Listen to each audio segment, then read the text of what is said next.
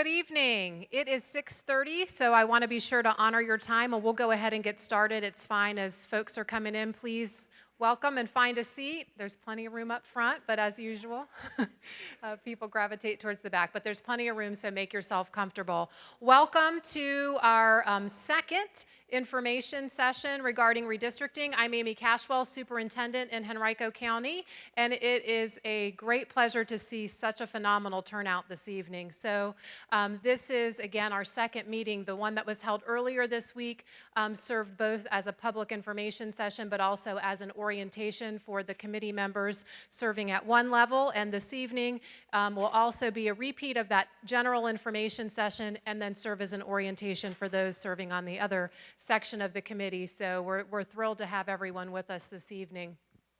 Before we get started, I just want to remind the group that we are at the very beginning of what will be a process that won't wrap up until about May of 2020, and then wouldn't necessarily take place for students until the school year 2021. So again, we're not here to share decisions that have already been made, but really rather to share the process, what that process is going to entail, and how we want to involve not just the committee members, but the community at large in something that's this important, as we want to make sure that all of our community has their voices heard so that we're best serving the needs of each and every community. And it will be covered later in the information session as far as our specific goals and what our processes will be, but would just speak at a high level to two of our goals, which are related to making sure that, again, we're meeting our community's needs, but also looking ahead towards current and future capacity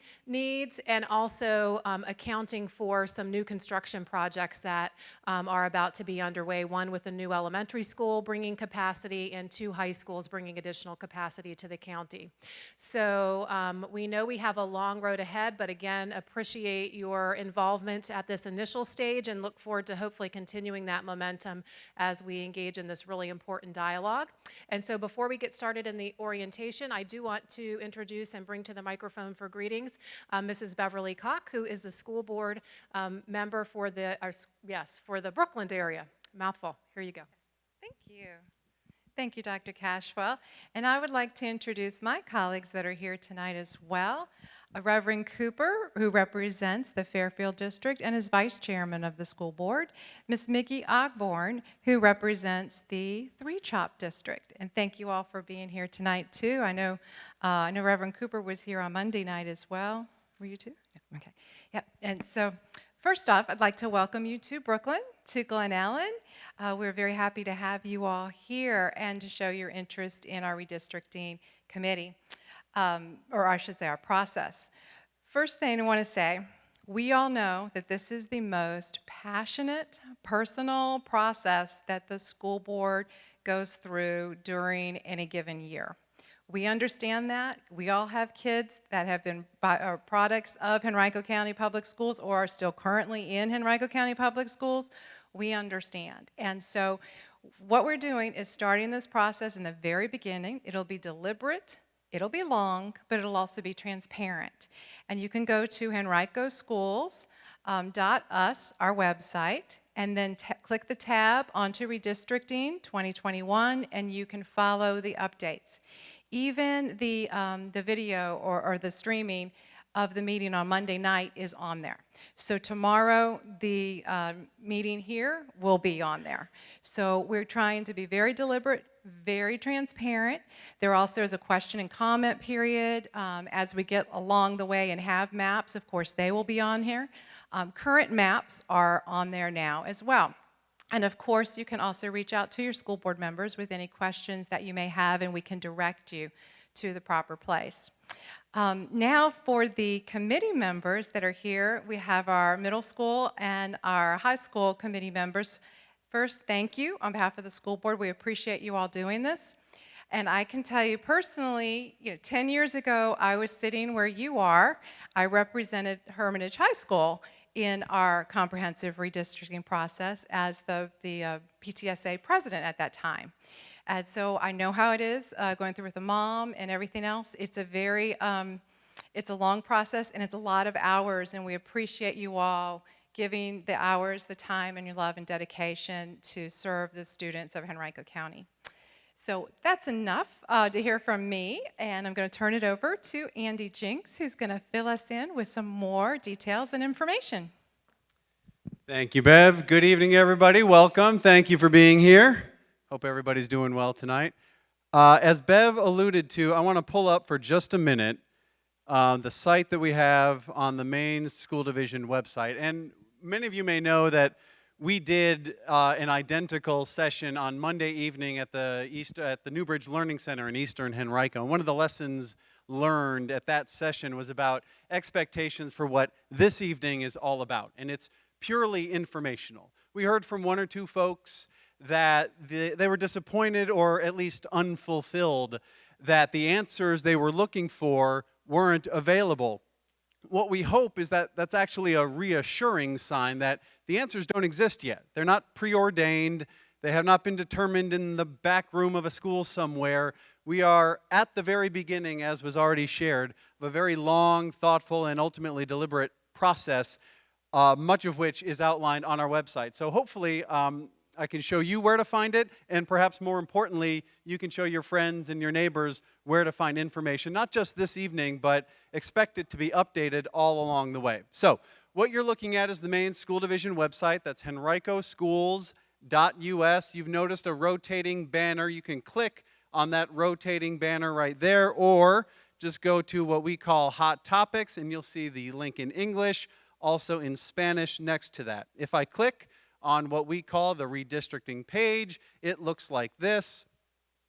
Scroll down a little bit, and you'll notice we have brief blog-style snippets of information. I don't expect that everyone's able to actually read it from the back of the auditorium, but when we upload an interactive map, for example, or put videos or agendas or other background information, a lot of which is being held in the hands of our committee members right now, we are also posting it electronically on this page right here. So long story short, everything that the committee has, you and your friends and neighbors can have a look at as well. Expect it to appear on this website. What I don't expect is for you and all your friends to relentlessly hit refresh at home 7 days a week. We'll email everyone, just like we do when there's a snow day, for example. Whenever there are substantive updates, we'll direct everyone's attention to what's new on this site so you can go and check it out.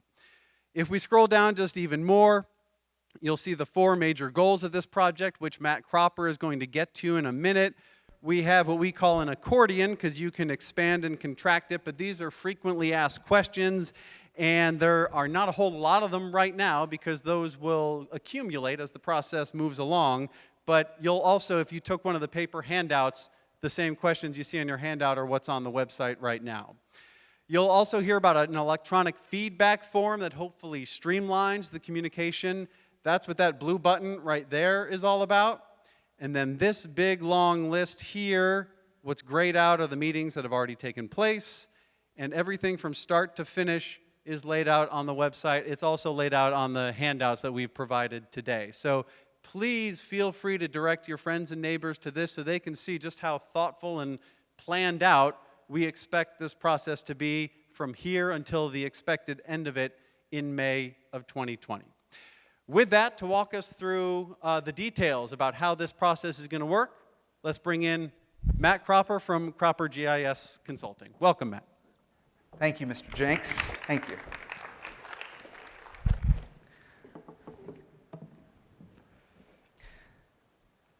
Thank you all for coming. We really appreciate your participation in this process. Having a good number of people here tonight to learn about this process and how it's going to mature is very important, because the committee, as we've talked about, and we're going to be working with the committee here tonight after this process to orient them, but they are one part of this process. You guys, as a whole member of the public, are really another stakeholder, and just as important as the committee. As the process matures, your input and your involvement in this is just as important as any of the other stakeholders in this process. A little bit about who we are. We are Cropper GIS Consulting. We're based out of Ohio. but we work with this kind of, on this kind of work all over the United States. Our specialty is school redistricting. We're doing this for several other school divisions in Virginia, and we've done it for other divisions all the way from 2,000 to 200,000 students. And so this is our passion. It's something that we do on a daily basis with multiple different clients, and we bring to the table objectivity in this process, and we don't have any children in the system. And my role as a facilitator here is to work with the committee to guide them, but let them drive the process, and then also enable the public to work through this. We also bring technology to the table. So GIS stands for Geographic Information Systems. It's a mapping tool that lets us map out all the students. We can map out every student in the school division and know how many students live on any street, and so that when we start to move lines around, we have an accurate and informed understanding of what the impacts would be. And so you'll see a lot of information in the form of maps and statistics, and a lot of that is based and driven off and built off of the GIS and some of the mapping technology. Like I said, we've worked with divisions and school districts all over. These are just a handful of some of the ones that we've been working with over the last couple of years, and so we bring a lot to the table on what has and what hasn't worked with school divisions and school districts across the country, and we learn from our clients, and as we do every process that we do, we make it better, and we're always learning, and just like you guys are learning about redistricting, we keep improving the process and making it better. I'm going to be working with this group and be facilitating all the meetings with the committee and the public, and so you'll be seeing me in managing this process as it works as we begin and kick it off here this evening. So let's talk a little about why we're here. Why is there a need to redistrict? The school board has initiated this community-based process to meet 4 goals, and those are to efficiently use all available space and to plan for future growth. So we're looking at how many students live in the boundaries based off of current enrollment, and then we're also going to be mindful of future developments and looking at the impact of future developments on enrollment so that we can be proactive in not only where the kids are now, but also be mindful of how many students that could come out of future development so that we make sure that we don't overfill a building when new development comes in, if possible, or underutilize a building. We're to determine attendance boundaries for the expanded Holiday Elementary School. This school is in the central part of the county. It's actually going to double in size. That school currently is overcrowded, so it's going to help provide relief to that school's utilization, as well as schools in and around that building. Also, we are, as a committee, to account for the increased building capacity for the replacement high schools. Highland Springs High School on the east end and Tucker High School here on the west end are being replaced, and brand new facilities are being built, and they're being built with a little bit larger capacity. They're being built on the same site that they're on right now, and so part of the committee's task is figuring out how to populate that building and also provide relief and balanced utilization of the schools in the region and around those schools. And finally, we are looking at to reduce concentrations of poverty while balancing a neighborhood or community school concept. So being mindful of the communities and where there may be imbalances in poverty levels in schools, if they do exist, and seeing if without deviating too far from all of our other criteria and objectives, see if there's any ways to try to make things more equitable as it relates to the poverty rates of buildings. And so that's something that we will be studying and looking at as we begin our work here in a few weeks. So there are some guidelines that the committees will be focused on, and think of these as the rules to follow when you look at redistricting. The best plan is going to be one that touches on all of these guidelines as a whole as best as possible. It's important to note that we shouldn't focus on one element of these guidelines, because if you focus only on one component of these guidelines, you start to deviate further away from the others. And so the best plan will be one that touches on all of these as best as possible as a whole, knowing that no plan is going to be perfect. There's going to be pros and cons with any particular set of boundaries, and it's hard to achieve a perfect balance of all of these guidelines. But these can be found on the redistricting page that Mr. Jenks was just previewing, but they are to be mindful of major roads and natural boundaries, to try to draw the line along major roads and natural boundaries whenever feasible. And that helps to efficiently draw the lines, to be able to verbally describe how the boundary is shaped, and also helps to tie in safety and minimizes students crossing major roads if at all possible. But that's something that we see as a very common guideline.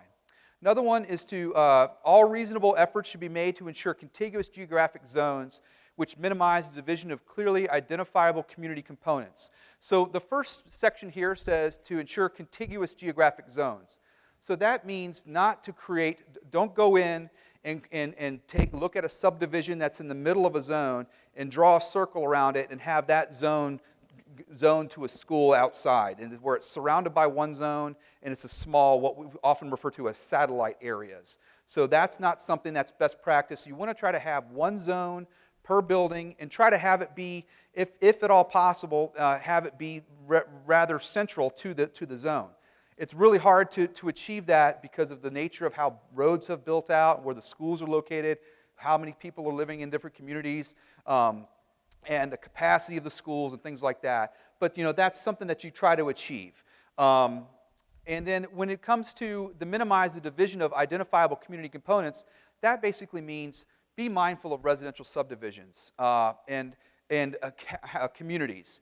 Try not to draw the line down the middle of a residential street if at all possible. So thinking of children, making friends, having building relationships as before, during school and after school during the summer, parents having barbecues with people, neighbors, and things like that. You want to maintain that social dynamic as students progress through the school system.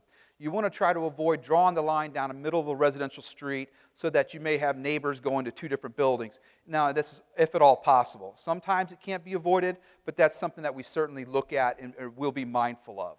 And these guidelines, what I should also note, is as you start to work with us, and as you start to see options come out, which we'll start working with the committee in a couple of weeks, I would always encourage the public to give us feedback as it relates to these guidelines. Some of you probably won't like the way certain boundaries are shaped. And at the very beginning, it's all draft. It's always going to be draft from the start to the finish. But as boundaries start to get shaped, we want to hear from you. And I know several of the people here that have spoken before I did talked about the emotional side of this process. And emotion is always a part of this process. You're dealing with children, you're dealing with where you live and where your students are assigned. A lot of people, we hear it all the time. I bought a house to go to this school, and I'm upset because now you're telling me I have to go to another school. Those are some of the things that we really can't do much with. But if you give us input as it relates to these guidelines and say, this is why I think that this boundary isn't good, as it relates to you're violating these and these guidelines, and maybe give us suggested changes that may better adhere to these guidelines, that's the kind of input that we look for as the process continues.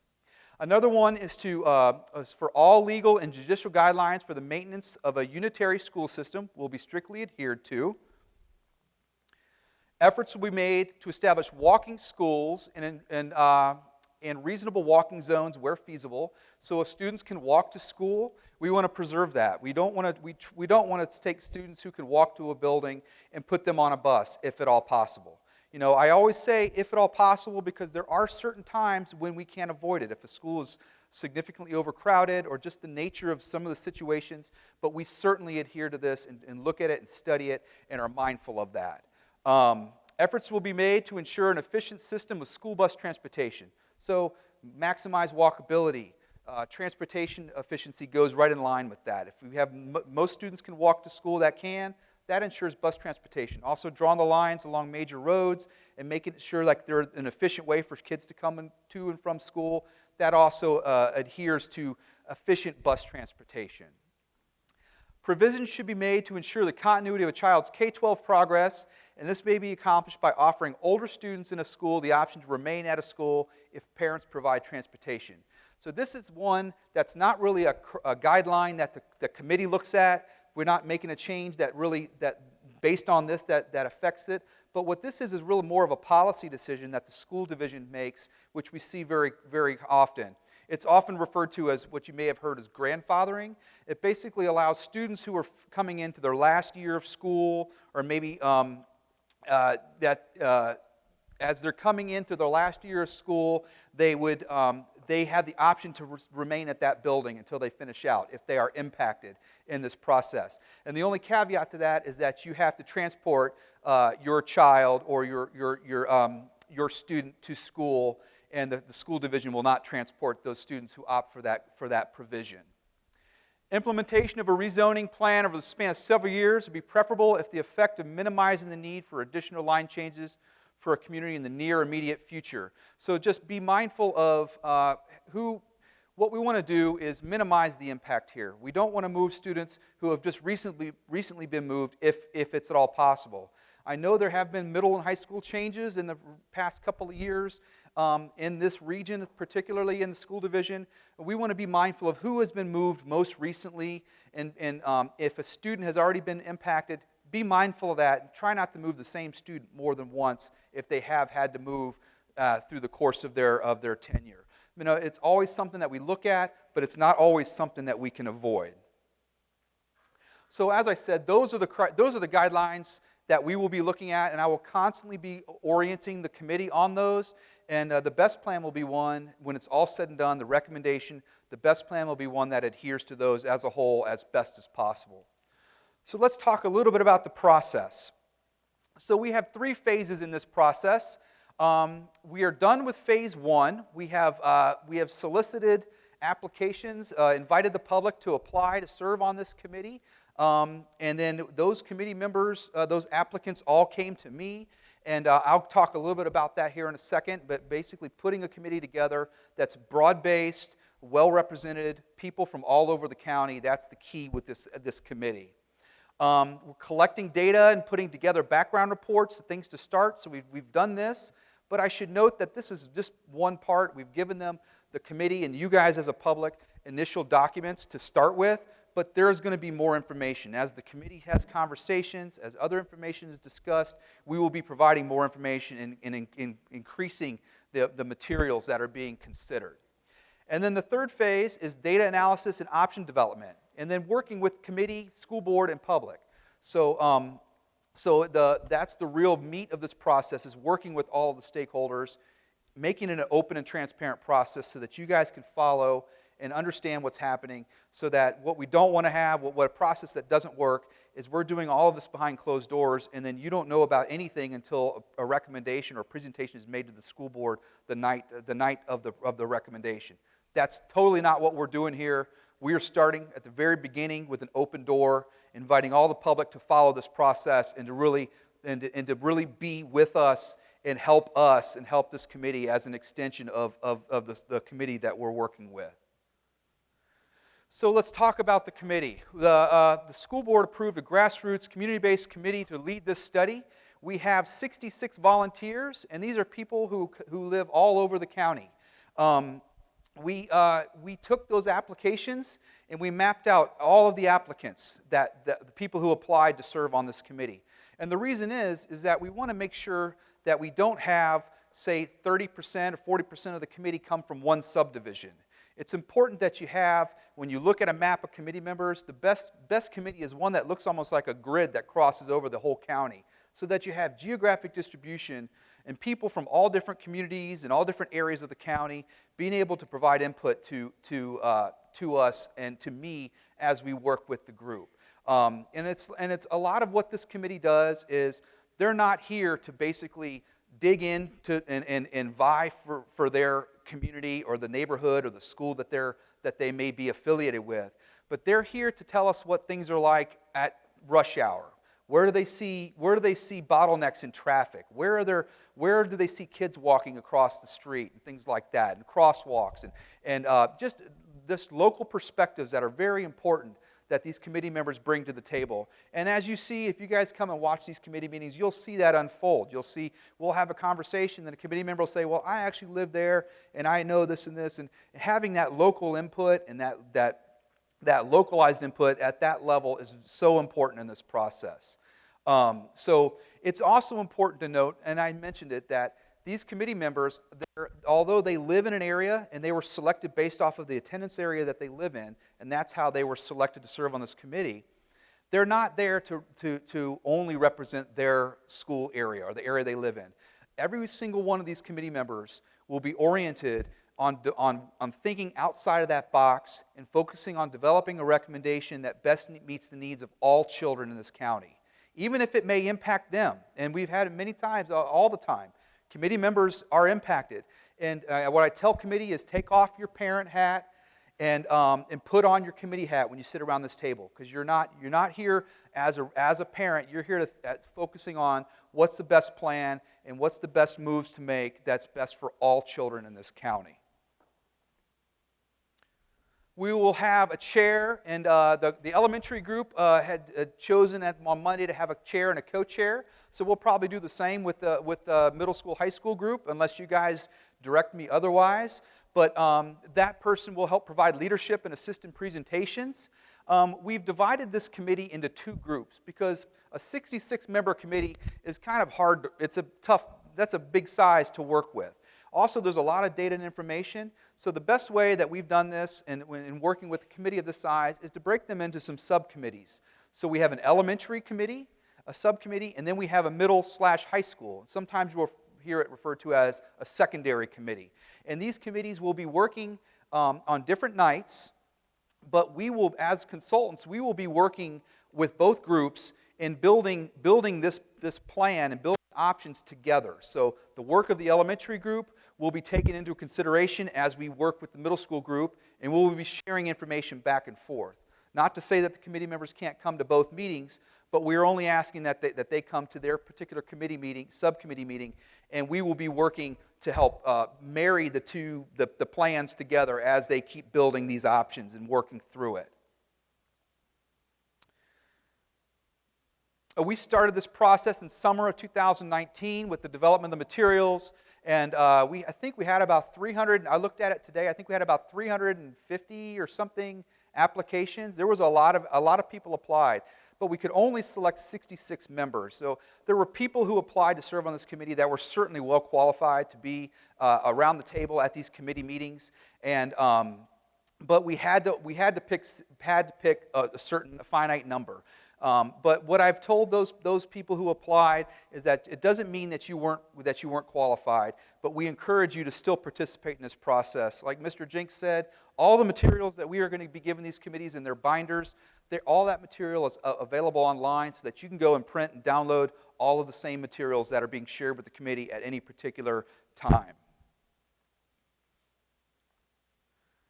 So when we were looking through, one more thing on the committee, when we were looking through it, we were making sure that they lived in all different areas of the county. We also wanted to make sure that the application was thoughtful and that they gave us an inclination of an objectivity. We wanted, the big thing is to focus on the needs of all children and not just my child, my neighborhood. I want to make sure that my school isn't impacted. That's the kind of attitude that we're not looking for in a committee member. We're looking for something to be big picture and thinking selfless and thinking about the entire county. So we've put a lot of information together from all different sources. Primarily, we're working with the school division data, student database information, capacity, school locations, attendance boundaries. The county here has a really good set of data for us to work with on housing and zoning and things like that, and we'll keep tapping into that resource as we continue to build this process. We've also have a little bit of information on Census Bureau data. I know the census we're coming to near the end of this decennial census, and the new census is coming out in 2021. So for that reason, we're not leaning heavily on census data very much. We do have some census statistics inside your packets, inside the materials that we're sharing, but we're really leaning more on local data, county data, and school division data. So we put all of this into a series of maps like I talked about. So you'll see a lot of maps as you start to work through the materials and look at the materials. When you look at the maps, you'll see background colors represent the boundary of a school. And then as we start to get into options, you'll start to see the background color starts to shift. And then we have bold outlines that show the current boundaries. So as you start to see the shapes of boundaries start to shape, say this may turn brown or green, and then but then we'll maintain the bold outline on here so that you can understand which areas have been impacted. And as you start to get into it, you'll really start to understand and be familiar with it. We have a background report that we put together for starters. This is materials that the committee has been given tonight, and it's also available online. Basically, this is a material, a document that people can go to refer to so that there's no speculation. Not somebody, you're having a conversation at dinner, what's the capacity of the school? Well, I think it's this, or I think the enrollment's this, or they're really overcrowded. You can go on here and look and see the statistics and the data that really supports it, so you don't have to speculate. You can go to the information, and it's there. This is a table. It's impossible for you to read. I can't even read it from here, but this is basically something that shows you what we call a Live-Attend matrix, and this is we have explained this in the background report. But this helps us understand the students. This is for the elementary schools, where the students live versus attend. How many students are coming into a zone from out of zone? And how many are live out of a zone that are coming into a zone? And things like that. You'll notice a green diagonal on here, and these show you the numbers of students that live in a zone and attend their zone school. So this is something that they'll use. It's not so much for elementary, but for middle and high school, it certainly is important, because there are schools that have specialty programs, such as Moody Middle School. I think about half of that enrollment at that building has students coming in from out of zone to participate in that program.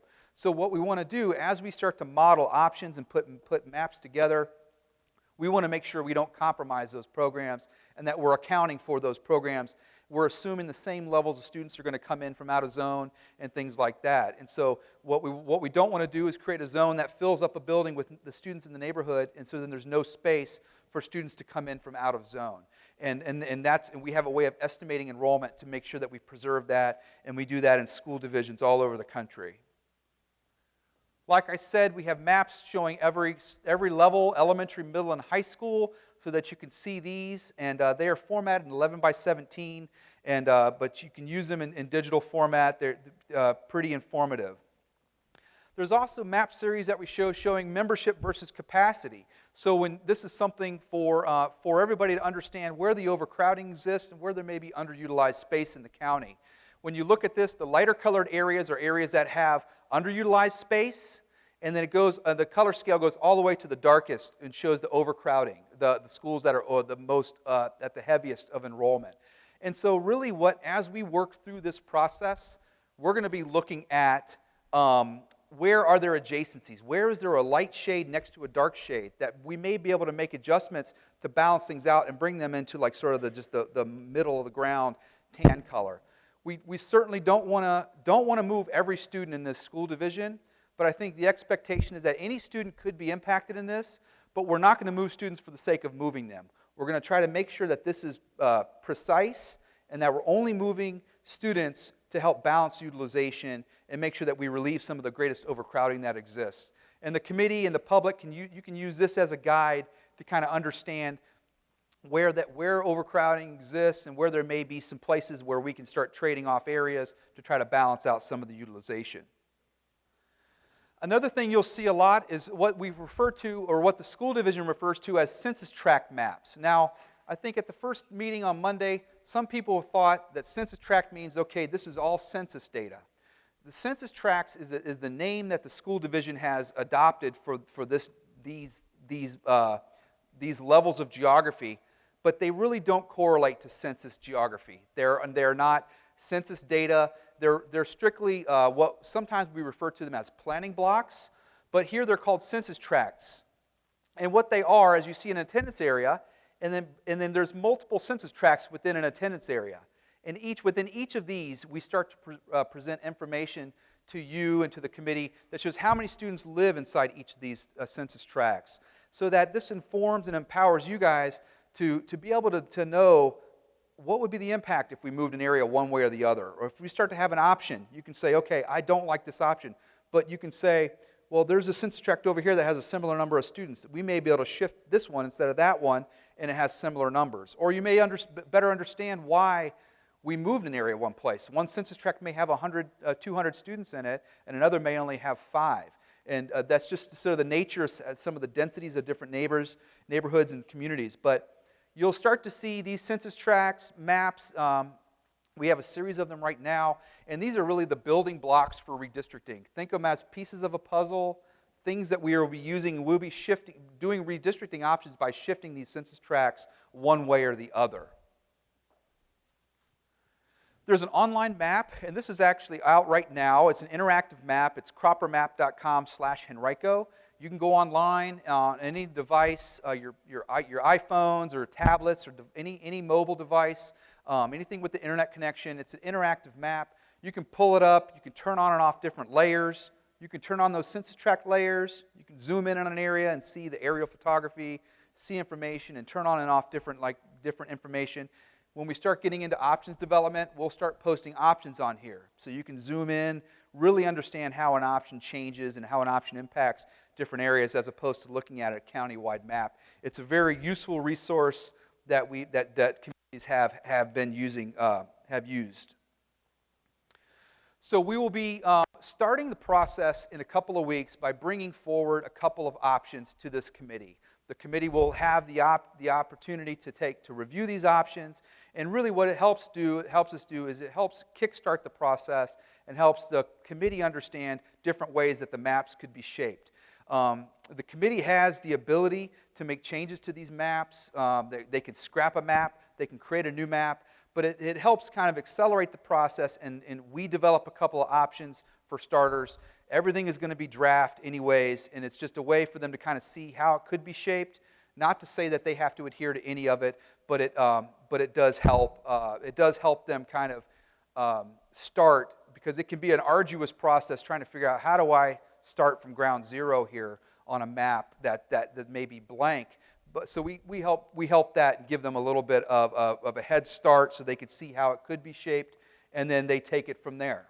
Usually committees will take a map, they'll say, I like this area, I like that area, but this area is terrible. So let's make changes to this. Let's circle this up. They'll be marking up maps and making changes to the maps. Usually they'll modify them. Sometimes we've had committee members come in with a whole fresh map and a thought or a concept that we'll take and put into GIS and share with the committee. So we'll be working, one of the things is feeder patterns, and so feeder patterns are basically the continuity from elementary to middle school. How much of an elementary gets split? If it splits to a middle school, what percentage of an elementary gets split? Same thing from middle to high school. So the best way to do this planning is we start at the elementary, make changes at the elementary levels that are necessary, and then we start to group those into middle schools. And then you get to a point where, okay, these can't all fit in the middle school, so we have to split a school. The best split when you start looking through feeder pattern splits is have a 50-50 split. It's the most ideal. What you want to avoid is 95% of a school going to one middle school or elementary to middle, and then 5% of the rest of the school going to another. Thinking of the social dynamics, kids having friends, especially going from elementary to middle school and middle to high, it's a big transition. They want to have familiar faces, people that they can have lunch with, people that they know, and when they move to the next level. So that's having a balanced split is usually the best practice. So this is a snapshot of the timeline. Everybody should have picked up a timeline outside. That this sheet right here. If you look on the back of this has basically all of this in a sort of a table, and this shows you the location and times of all of the meetings, the elementary, the secondary, and then even school board updates and public information sessions. So this is something that you can follow. You can see here we are in September, and this process goes all the way up until May of next year. So we're going to be with you for about 8 or 9 months and working through this and making sure that no stone is left unturned and working through this. So how can members of the public participate? So we invite, like I said, we have an open door policy here. We invite the public to come watch the work of the committee as observers. When the committee meetings happen, we ask that you don't participate, that you're not speaking up and interrupting the work of the committee because they have a lot to cover. But it's very common to have a group of people in the back following the process, and I'll have a microphone, and we'll have microphones for the committee's members, and so that you guys can follow the process and see what conversations are being had at every particular meeting. So that's one way. You can also download all the materials that are being shared with the committee. We'll have them available to you when those committee meetings occur. And then there's a general feedback form, like Mr. Jenks said, that blue button on the page, for now, that's a general input form that you can go on there at any time and provide us any input and feedback as the process matures. We will have two public information sessions, one in November 7th and 13th. They're going to be identical, kind of like this week. We did the one out east, and then now we're doing this one, the same presentation. And then we're going to have another session in March. And at that time, that's when we're actually the committee is going to be bringing maps to you. So we'll have a presentation like this, presenting the process, where the committee's been, the work they've done, and then we'll have maps outside on easels or taped to the walls where you guys as members of the public can go up to the maps, look at the maps, and talk to committee members and staff and consultants and understand better how the maps are impacting you. We'll also have a survey, an additional feedback method, a survey structured at that process. It'll be an online survey that you can fill out, and we'll have that ready when that process starts in November and also in March. So, with that said, we don't have, tonight is not sort of an open mic type of process where we invite the public to speak, but we do want to hear from you. If you have input, we encourage you to fill that information out on the feedback form and let us know your thoughts. We're going to have a committee orientation here at about 7:30, and I'm going to be working with the committee. You guys are more than welcome to stay and watch the work of the committee as we give them just an opening orientation and welcomes and introductions and things like that. But other than that, that's all we have tonight for this presentation. So we really thank you again, and we look forward to working with you on this important process. And I hope you guys all have a great night, and we'll talk to you soon.